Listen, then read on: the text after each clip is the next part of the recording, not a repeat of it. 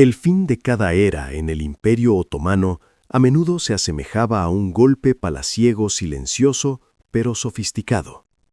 Pero la historia de Turhan Sultán no es solo un final, es el acto final de una grandiosa y sangrienta obra llamada el Sultanato Femenino, donde, durante un siglo, las mujeres mantuvieron el poder real en sus manos mientras los sultanes hombres se perdían en las estancias del harén o en la guerra.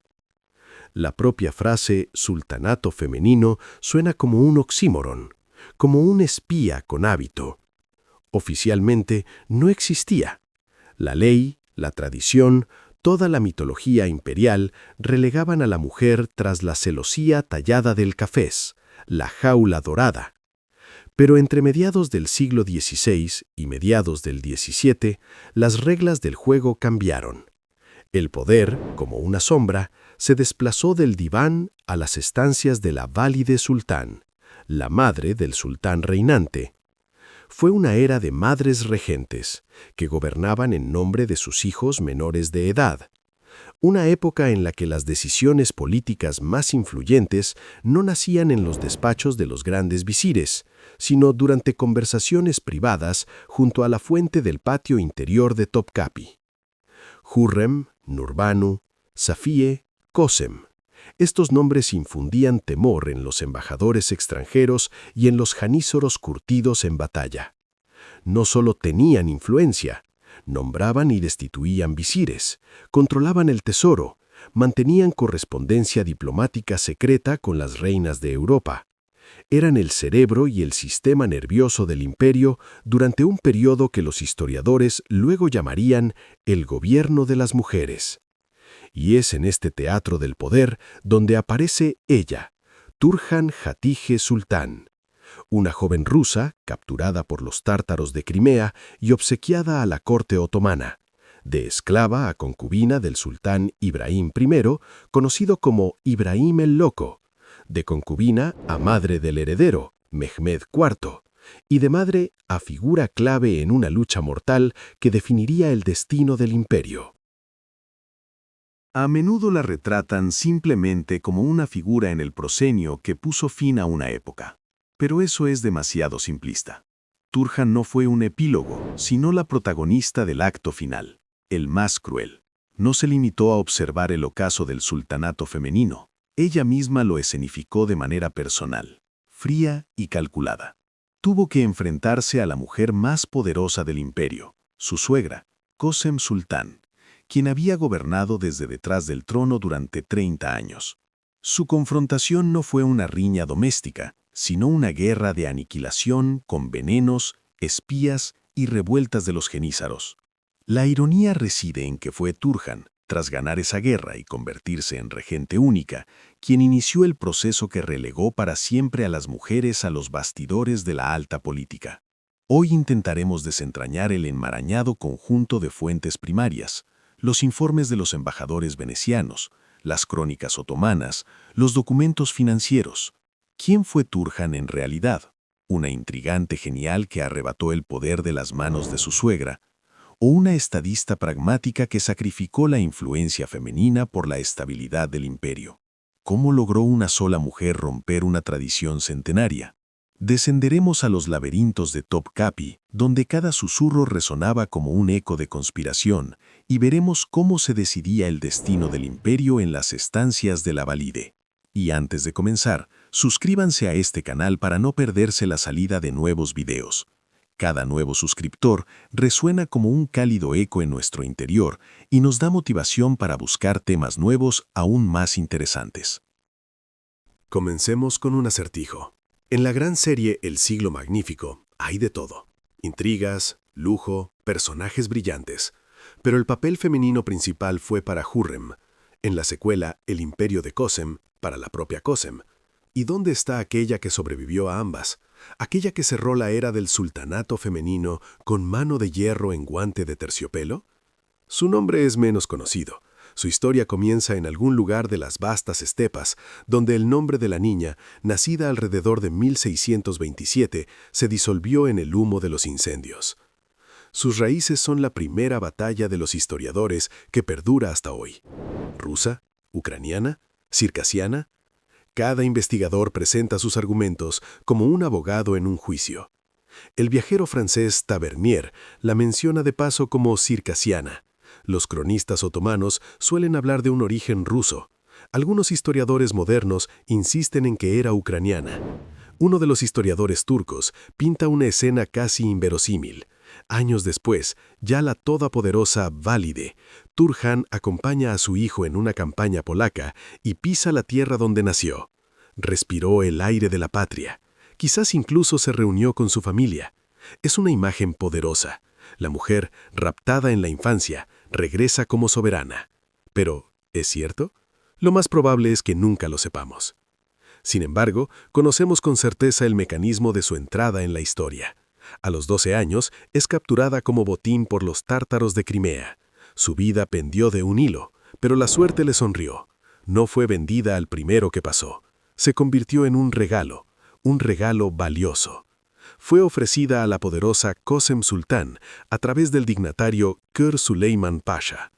Así, la niña esclava sin nombre cruzó el umbral del antiguo palacio y luego del harén de Topkapi.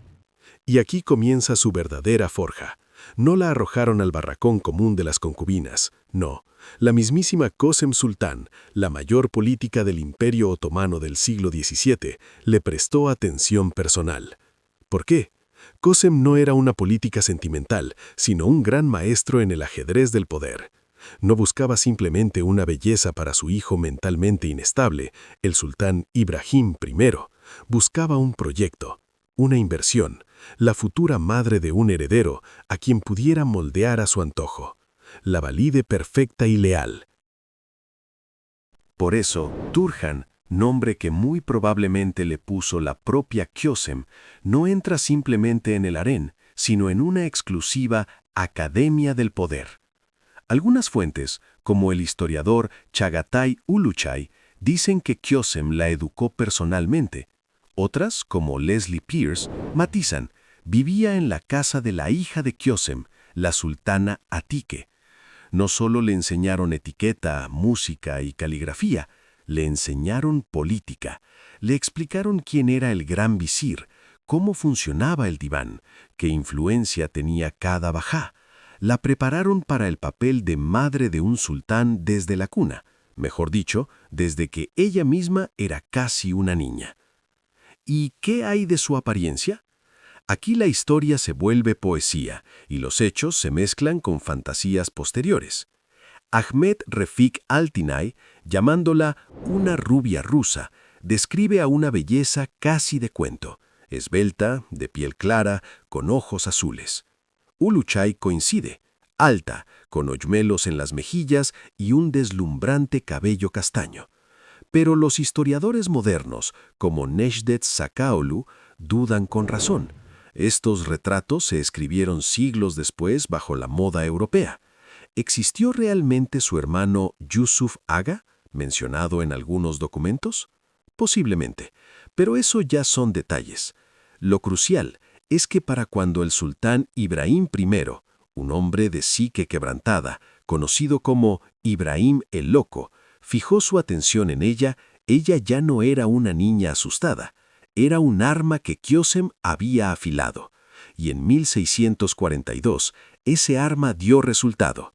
Turhan dio a luz un hijo, un niño, un heredero. Lo llamaron Mehamet. En ese mismo instante, la disposición de las piezas en el tablero de ajedrez del harén cambió para siempre. De concubina en ciernes, Turhan se convirtió en Haseki, madre de un shehzade, y Kösem, de protectora y maestra, comenzó a transformarse lentamente en rival, porque ahora Turhan tenía su propia pieza, su propio rey, su hijo. Había comenzado la partida por el trono, donde la vida era la apuesta.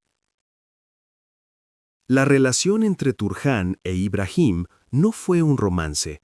Fue una reposición táctica del plantel del harén dictada por la necesidad estatal. El trono del Imperio Otomano había quedado vacío tras la ejecución de Murad IV. Solo quedaba un único heredero, Ibrahim, encerrado en la jaula, Cafes, y, según algunos rumores, mentalmente inestable. Su madre, la todopoderosa Valide Kösem Sultán, comprendía, la dinastía pendía de un hilo. Se necesitaba un hijo, urgentemente. Mejor aún, varios. En esta atmósfera de tensión, Turhan entró como el primer regalo para el nuevo padishá. Los historiadores señalan su entrega al sultán como un gesto simbólico. Ella fue la primera, pero en un harén gobernado por Kösem, primera no significaba principal, solo significaba que su nombre figuraría en el protocolo de salida de una carrera, cuya cinta de meta era el nacimiento de un shehzade. Y comenzó la carrera. Kösem convirtió el harén en una fábrica de producción de herederos. Amuletos, pociones, control constante. No había lugar para el cortejo. Había órdenes, deber y cálculo frío. Y en esta carrera, el 1 o 2 de enero de 1642, Turhan fue la primera en cruzar aquella línea de meta. Nació el Shehzade Mehmed. El imperio suspiró aliviado. La dinastía estaba salvada. Turhan recibió instantáneamente el título de Bash Haseki, la favorita principal. Podría parecer un ascenso, pero la corte otomana era un lugar donde los títulos a menudo divergían del poder real, como las costas oriental y occidental del Bósforo, porque Ibrahim resultó no ser un padre de familia agradecido, sino un hombre con una pasión insaciable y extraña. Su gobierno se convirtió en un carnaval de sentidos, donde Turhan pasó rápidamente de ser la favorita inaugural a un recordatorio vivo de las obligaciones. Coleccionaba mujeres como joyas, olvidando las adquisiciones anteriores. Los historiadores registran todo un plantel de 7 hasekis oficiales e incontables concubinas.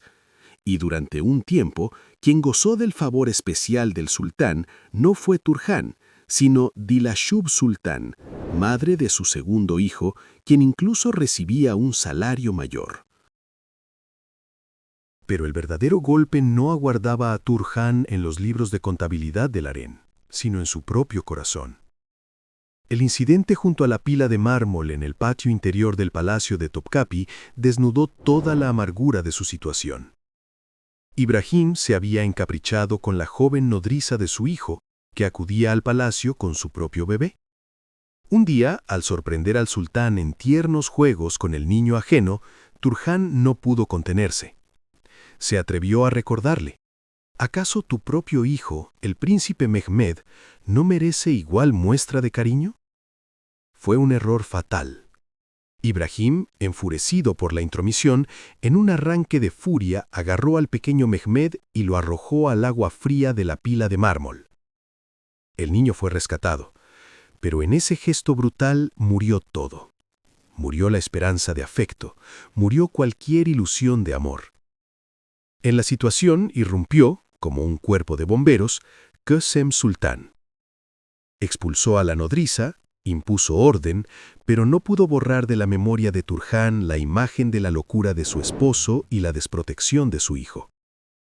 A partir de ese momento, su pasión y su celo se apagan. Se transmutan en algo más frío y duradero. ¿Se resigna Turhan? En apariencia sí. Es relegada a la periferia de la vida del harén, donde reinan Dilashub y después la nueva favorita, Umasha Sultán. Sus años en el estatus de Haseki, en efecto, no se distinguen por nada en particular. Son años de retirada silenciosa hacia las sombras, años de observación. Pero es precisamente en esa penumbra donde ocurre la principal metamorfosis. De la joven concubina que ganó la carrera, de la mujer celosa que sufrió una humillación cruel, comienza a cristalizar lentamente la futura soberana. Lo ve todo. La demencia de Ibrahim, el puño de hierro de Kösem, las intrigas de las otras hasekis, la vulnerabilidad de su hijo. Aprende en silencio. Aprende a sobrevivir cuando el sultán te ignora y la validez te subyuga. Estos años no son un fracaso, son un aprendizaje largo, doloroso e invaluable en la escuela más compleja del poder, la escuela del odio, el olvido y la derrota personal. Su tiempo aún llegará, pero primero tuvo que atravesar las heladas aguas de aquella misma pila. Su hijo, Mehmed IV, se convirtió en sultán el 8 de agosto de 1648. Formalmente ascendió al trono. En realidad, recibió el papel del gran premio en un juego mortal. Tenía 6 años, y su madre, Turhan, 22 o 23. Para los estándares de la corte otomana, una niña. Así era como la veían, especialmente su suegra. Kösem Sultan, una leyenda viviente y un fantasma que gobernaba desde detrás de la pantalla. Madre de 2 sultanes, abuela del actual. A sus espaldas, 25 años de poder real. Cuando su hijo, Ibrahim I, padre de Mehmed, fue depuesto y estrangulado, las reglas del juego dictaban que Kösem debía abandonar el palacio de Topkapi, ir al viejo palacio a una jubilación merecida pero impotente. Pero Kösem no era de las que seguía las reglas. Ella las escribía. Y las reescribió. Con el consentimiento tácito de una corte envuelta en sus redes, se quedó. Oficialmente como la abuela del sultán, extraoficialmente como la Gran Valide, la Valide Senior. ¿Y Turhan?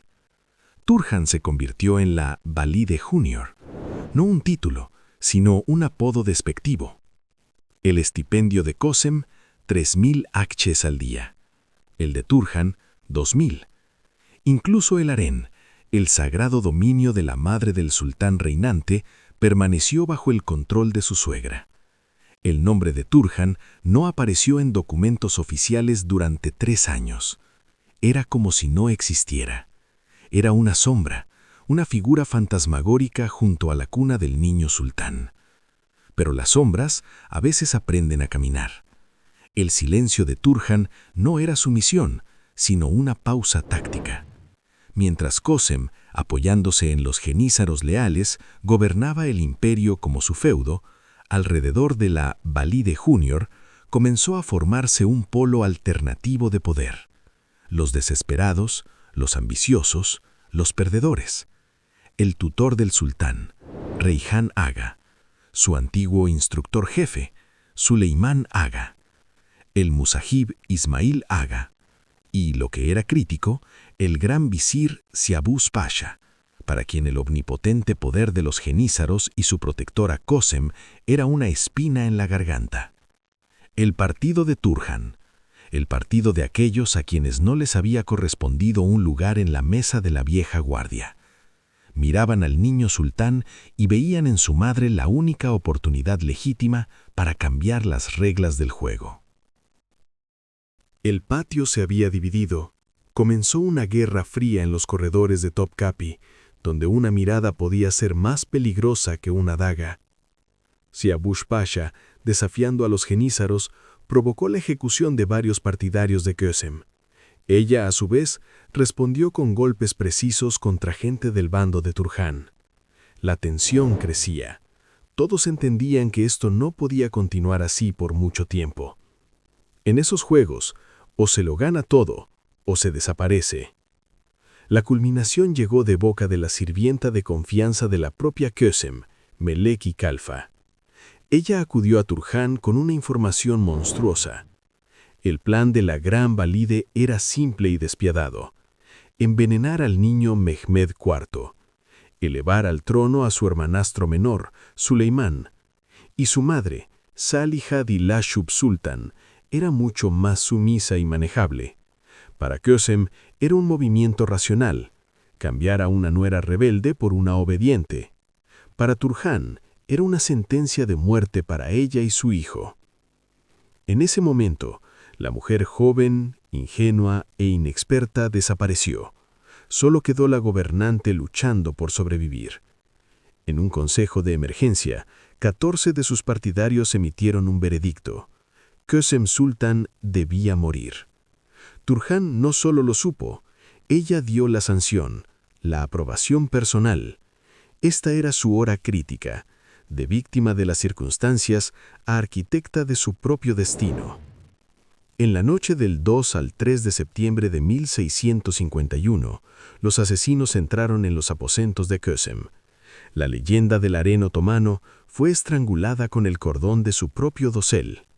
Junto con ella, fueron eliminados sus partidarios más cercanos en el palacio. Al amanecer, el poder había cambiado de manos sin un solo disparo en las calles. Se había transferido, como el agua, de unas manos a otras, a las manos de Turhan. Pero la muerte de un titán siempre es un terremoto. Cuando la noticia llegó a Estambul, la ciudad, acostumbrada a su mano de hierro, quedó paralizada. Los bazares se vaciaron, la gente se dirigió a las mezquitas, la capital se sumergió en un luto espontáneo de 3 días por aquella a quien temían y respetaban. Turhan no solo tenía que gobernar, tenía que apaciguar esta conmoción, demostrar que no era una usurpadora, sino la legítima heredera. Actuó con rapidez y dureza. Una ola de ejecuciones recorrió las filas de los genízaros y el diván, extirpando el antiguo sostén de Kösem. Y luego, una jugada cínica y brillante. El gran visir Siyavush Pasha, su principal aliado en el golpe, quien había iniciado la purga, fue inmediatamente destituido de su cargo. Era demasiado odioso, demasiado comprometido por la sangre derramada. Se convirtió en el chivo expiatorio, la víctima que debía calmar a la sociedad y mostrar que la nueva Valide estaba por encima de la matanza intestina. Fue una lección de política real. Los aliados se usan y luego, si es necesario, se sacrifican por la estabilidad del trono. Y ahora era ella, la única Valide sultán. Su salario aumentó al instante hasta 3.000 akçe al día. A sus ingresos se sumaron las rentas de una panadería, 4 tiendas, 2 cafeterías y 6 terrenos. El rico Haz de Ezdin, que antes mantenía a Kösem, pasó a su fondo personal del sultán. La independencia financiera se convirtió en el armazón material de su poder. 3 años en la sombra habían terminado. Comenzaron 32 años de reinado, pero esos primeros 8, de 1648 a 1656, no fueron simplemente años en el poder.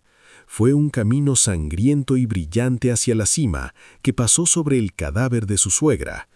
Turhan acababa de aprobar el examen de supervivencia más duro que la política otomana podía idear, y lo aprobó con excelencia. Ahora le tocaba salvar no a sí misma, sino a todo un imperio. Los primeros pasos son pasos sobre la cuerda floja sobre el abismo. En el diván, donde se deciden los destinos de las provincias, el pequeño sultán tira de la manga de su madre, susurrando con ella. Los visires fingen no darse cuenta. Pero cuando el gran visir Gurchi Mehmed Pasha, veterano hombre de guerra, comienza a quejarse de su barba encanecida por las preocupaciones, Turhan da en el blanco. Su frase recorre todas las cancillerías. Sea la barba canosa o negra, no añade sabiduría. Los asuntos de Estado no se deciden por la edad, sino por la inteligencia.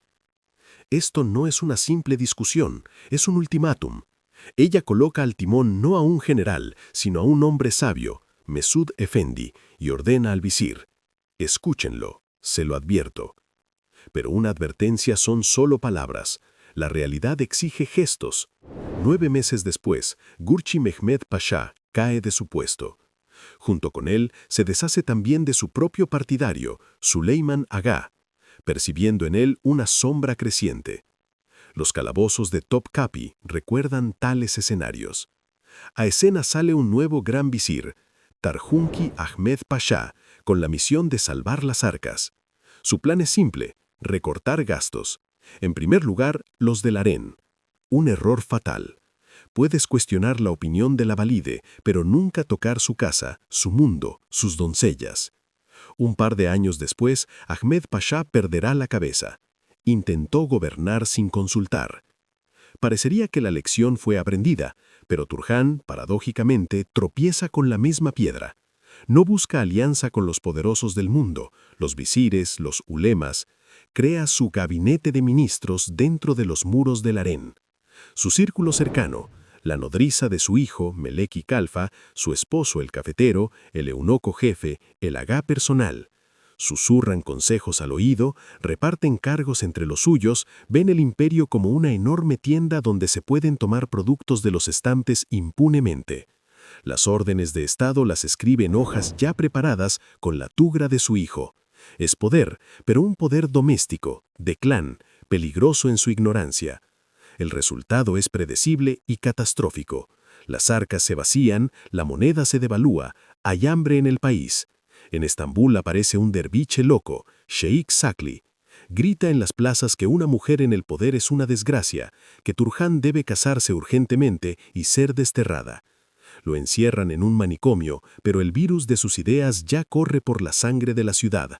El pueblo murmura. Mientras tanto, la flota de Venecia ahoga al imperio con el nudo cretense. El clímax la alcanza junto al antiguo plátano oriental, el Chinar. 24 de febrero de 1656. Estambul en llamas. Los amotinados, genízaros y ciudadanos, ante el palacio. Mehmed IV, de 14 años, pálido de miedo, sale a su encuentro. Tras él, invisible pero omnisciente, está Turhan. La multitud exige cabezas. En la lista de 31 nombres, el primero es el suyo, la valide sultán. Luego, su fiel Meleki, los eunucos, los agás. El sultán niño llora y suplica, «Perdonad la vida de mi madre». Este es, quizás, el momento más humillante de su vida. Su destino se decide por gracia. Está bien, dejaremos con vida a la madre, pero a los demás, entrégalos. Comenzó la cosecha sangrienta. Los cuerpos de sus servidores más cercanos son arrojados desde los muros del palacio directamente a la multitud. Las ejecuciones llegan en oleadas. 2 días después, ejecutan a Meleki Califa, la nodriza, la segunda madre del sultán. Turhan está sitiada. El poder que había construido como una fortaleza de favoritos se derrumbó en un día. Fue el colapso. Después de esto, vaga como una gacela acorralada. En medio año, 4 grandes visires. A uno lo destituyen por exigir directamente al sultán y a su madre oro para la campaña. El imperio se despeña hacia el abismo. En la antesala del poder, ya aguarda, paciente, esperando su hora, un viejo sombrío e inflexible, Mehmed Pachá Koprulu. Turhan se encuentra en la encrucijada, aferrarse a un status quo fantasmal o realizar lo impensable, entregar voluntariamente las riendas del gobierno a las manos de hierro de quien salvará al imperio, pero eclipsará para siempre su propio reinado. La madre del sultán, la regente de facto, llamó a su presencia un pachá provincial con reputación de hierro y firmó la capitulación. Las 4 condiciones de Koprulu Mehmed Pachá no eran un diálogo, sino un ultimátum. No inmiscuirse, no pedir, no discutir. 3 no, que cerraron de golpe la puerta del diván para la propia Turhan. Ella firmó, estampó su tugra, y se transformó de gobernante en una viuda adinerada en una corte que ahora pertenecía al visir. Pero Koprulu era un estratega. Para él no bastaba con el poder formal. Necesitaba distancia física, un vacío político.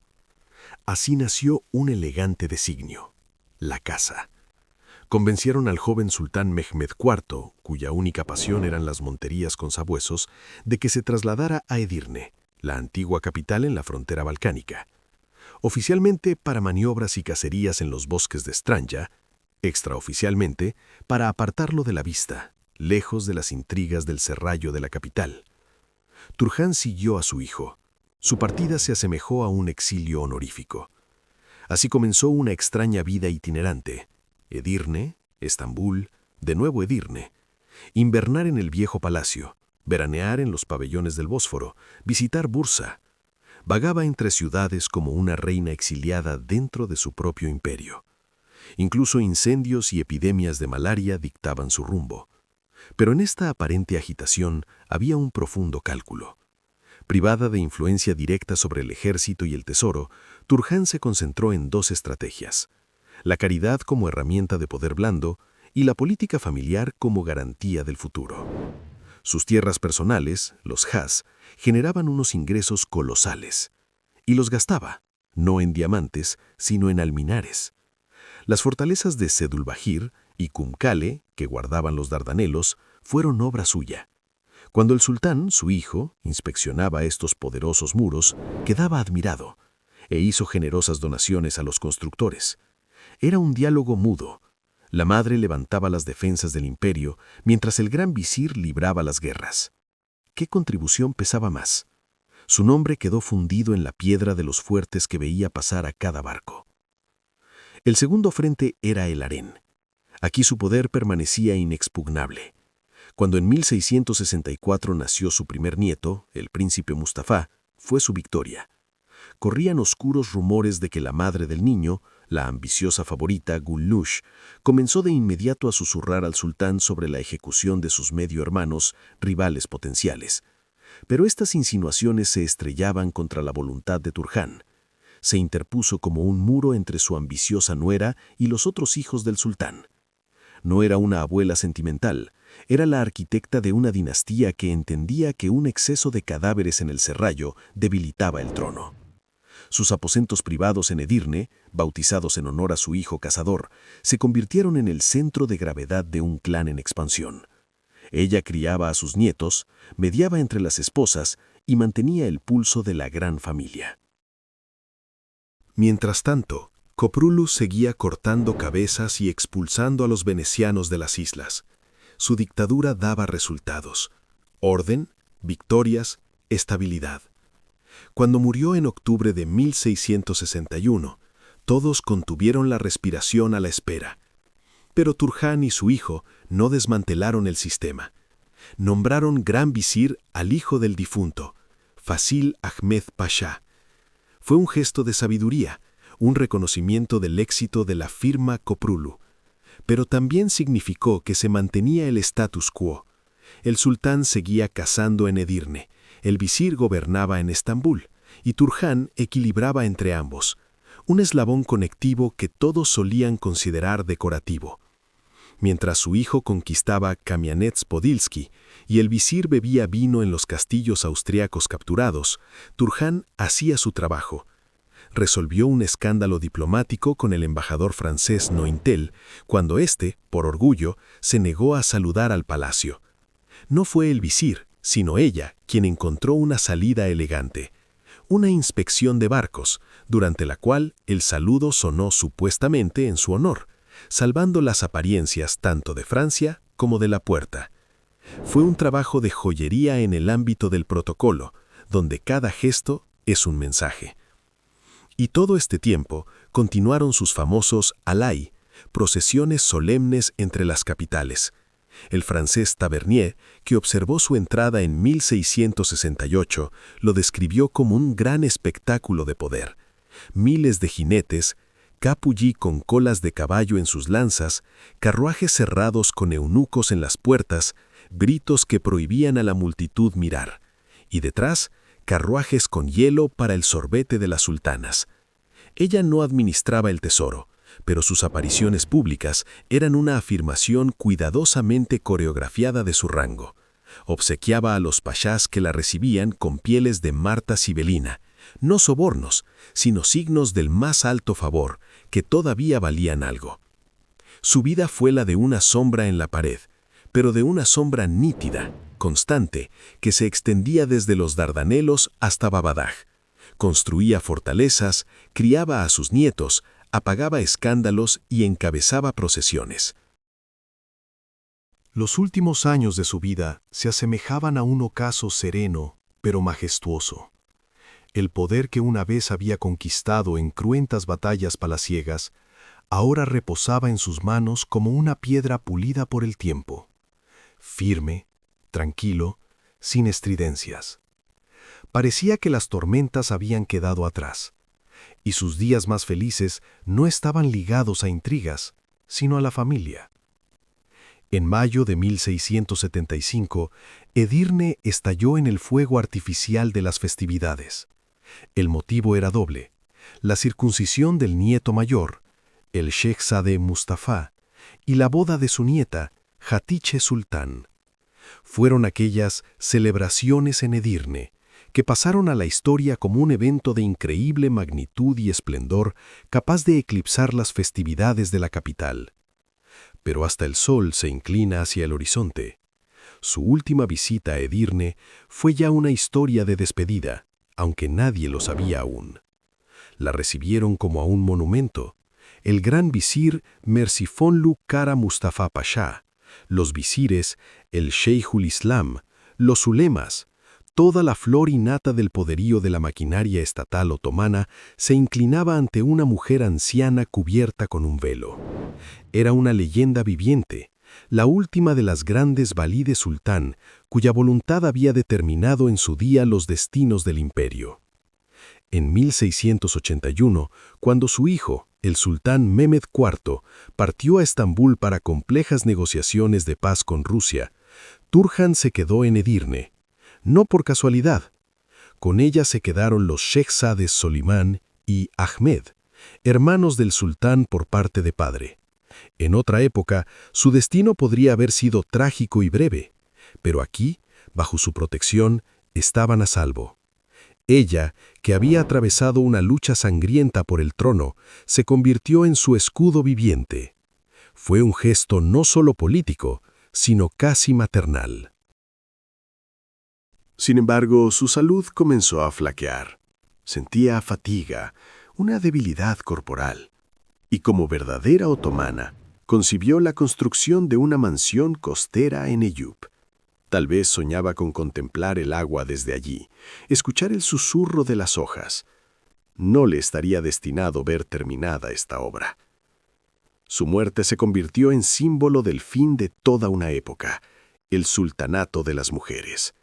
Falleció el 5 de julio de 1683 en Edirne, precisamente cuando el ejército otomano, encabezado por aquel mismo gran visir que la había recibido, marchaba sobre Viena. Su hijo estaba lejos, en Belgrado. El imperio realizaba su último y grandioso avance hacia Occidente, mientras que su arquitecta se desvanecía en la sombra. La causa de su muerte es un misterio. El cronista Rashid se limita a constatar secamente: su salud comenzó a debilitarse y el tratamiento resultó imposible. Como si la fuerza que la había mantenido a flote durante décadas simplemente se hubiera agotado en silencio. Pero incluso su partida fue organizada con el respeto digno de una soberana.